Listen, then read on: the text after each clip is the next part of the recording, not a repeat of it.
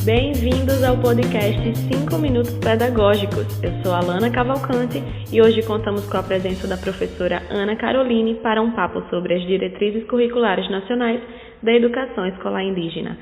Boa noite, Ana. Conta pra gente quais são os principais objetivos expostos nas DCNs para a educação escolar indígena na educação básica. Boa noite, Alana. Então, um dos pontos principais é a orientação das escolas e dos sistemas de ensino, assegurando a valorização da cultura desse povo e a garantia de que o direito à educação escolar diferenciada seja acessível às comunidades. E quais são os elementos básicos para garantir a organização, a estrutura e o funcionamento da escola indígena?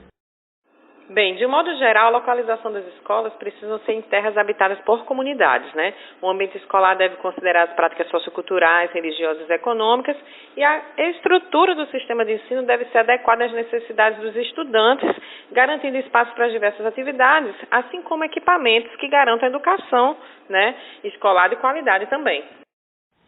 Diz pra gente, Ana, dentro da educação básica, todos os níveis são ofertados? Desde educação infantil, ensino médio e EJA?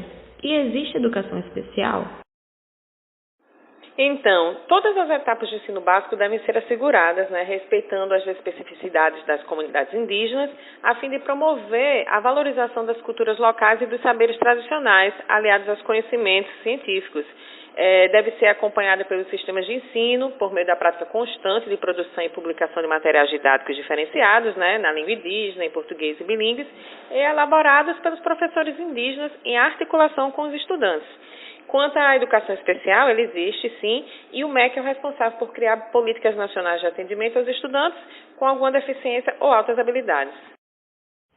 Como são construídos os projetos políticos pedagógicos?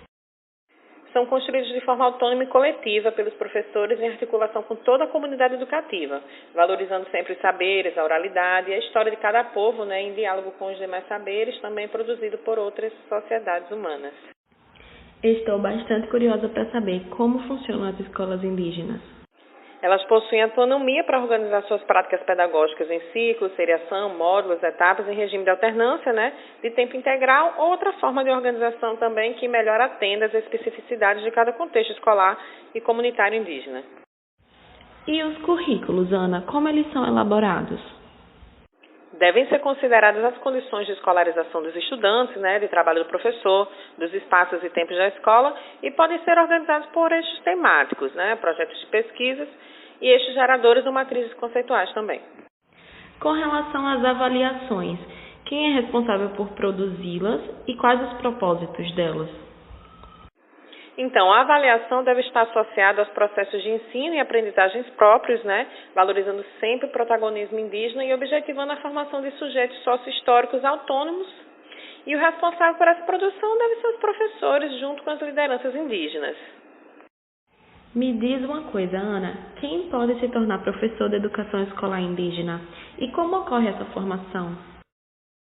Alana, é importante e necessário para dar qualidade sociocultural a essa educação que sua proposta educativa seja conduzida por professores indígenas. A formação ocorre em cursos específicos de licenciaturas e pedagogias interculturais, né, ou complementarmente, quando for o caso, em outros cursos de licenciatura específica ou ainda em cursos de magistério indígena de nível médio na modalidade normal. E nós sabemos, né, Ana, que desde a Constituição de 88, o Estado brasileiro é responsável por garantir a educação escolar indígena. Mas como funciona o regime de colaboração entre as outras esferas do governo? Então, deve haver articulação entre as três esferas, né? Onde deve se definir no âmbito do regime de colaboração suas competências e responsabilidades, além de ser exigido no plano institucional, administrativo e organizacional dos entes federados, normas específicas de acordo com o que foi estabelecido nesse regime. A gestão dessas políticas deve ser pautada pelas ideias de territorialidade, protagonismo indígena, diálogo entre os povos, né, indígenas, e toda a promoção da educação escolar deve ser adequada às realidades sociais, históricas, culturais e ambientais. Muito obrigada, Ana, pelas contribuições trazidas sobre educação escolar indígena. Ficamos por aqui e até a próxima semana com mais 5 minutos pedagógicos.